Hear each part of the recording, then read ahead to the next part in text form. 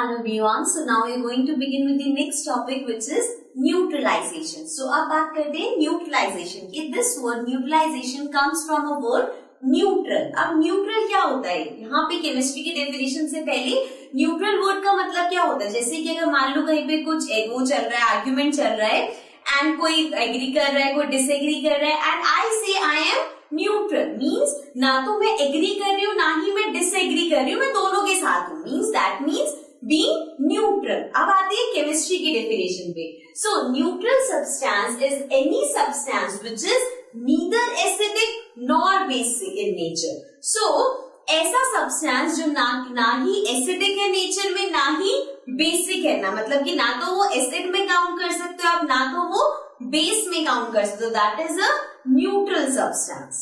Okay, और neutral से ही आया न्यूट्रलाइजेशन. सो न्यूट्रलाइजेशन देखते हैं. The definition is neutralization is a process or a chemical reaction in which an acid and base substance is mixed with each other.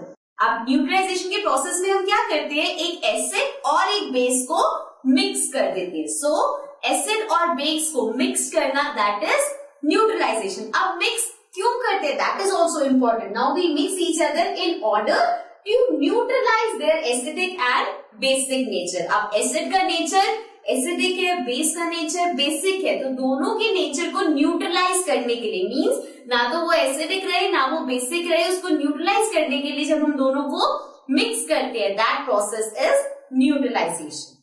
Okay, now the product that is formed after the neutralization process is called salt. अब जब हम ये neutralisation process करते हैं तो उससे एक product form होता है. That product is salt, which is the third thing of this chapter. जो भी चैप्टर किया है एसिड, बेसिस एंड सॉल्ट. सो अब हमारे ये सॉल्ट पे.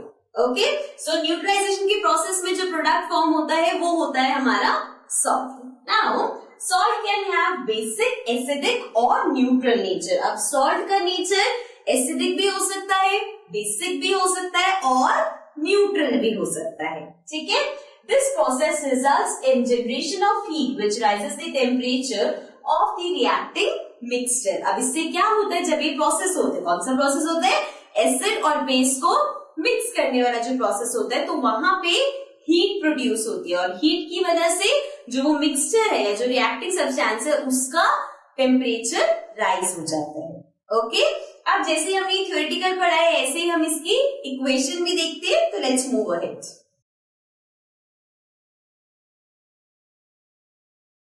Now coming to the next topic, अब हम बात करते हैं. देखो अभी हमने इंडिकेटर्स के बारे में बात करी. इंडिकेटर्स क्या होते हैं, जो हमें बताते हैं कोई सब्सटेंस एसिड है या बेस है, मींस उसका नेचर एसिडिक है या बेसिक है. अभी तक जो भी हमने इस चैप्टर में सब जो इंडिकेटर्स पढ़े हैं वो सारे क्या थे, नेचुरल इंडिकेटर्स. अब हम जिस पे आ रहे हैं that is a synthetic indicator. So a synthetic indicator often used for testing neutralisation reaction is phenolphthalein solution. अब फेनोथिलीन सॉल्यूशन जो है हमारा वो एक सिंथेटिक इंडिकेटर है. वो क्या हेल्प करता है, न्यूट्रलाइजेशन रिएक्शंस को टेस्ट करने में हेल्प करता है. Let's see, it is pink in colour. अब उसका जो नेचुरल कलर, सॉल्यूशन का नेचुरल कलर पिंक है.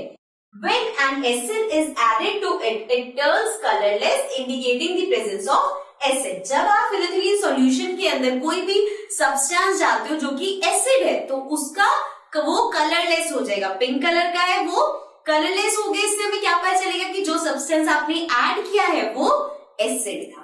करेक्ट. नेक्स्ट है, when a base is added to it, it retains its pink color, indicating the presence of an base. अब यहाँ पे क्या होता है, जब आप उसमें कोई बेस ऐड करोगे तो उसका कलर फिर से पिंक हो जाएगा. और पिंक कलर हमें क्या बताएगा कि उसमें बेस प्रेजेंट है. ठीक है. तो न्यूट्रलाइजेशन में न्यूट्रलाइज करने में हेल्प करेगा.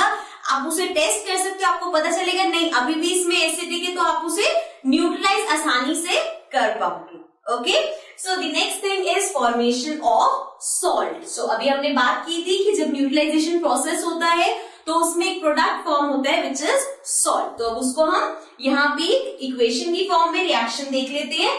HCl plus NaOH. HCl होता है हाइड्रोक्लोरिक एसिड एंड NaOH होता है sodium hydroxide. So this is an acid, this is a base. So यहाँ पे एसिड और बेस को हम मिक्स कर रहे हैं। सो हमें क्या मिलेगा, H2O which is water and NaCl which is sodium chloride which is a salt.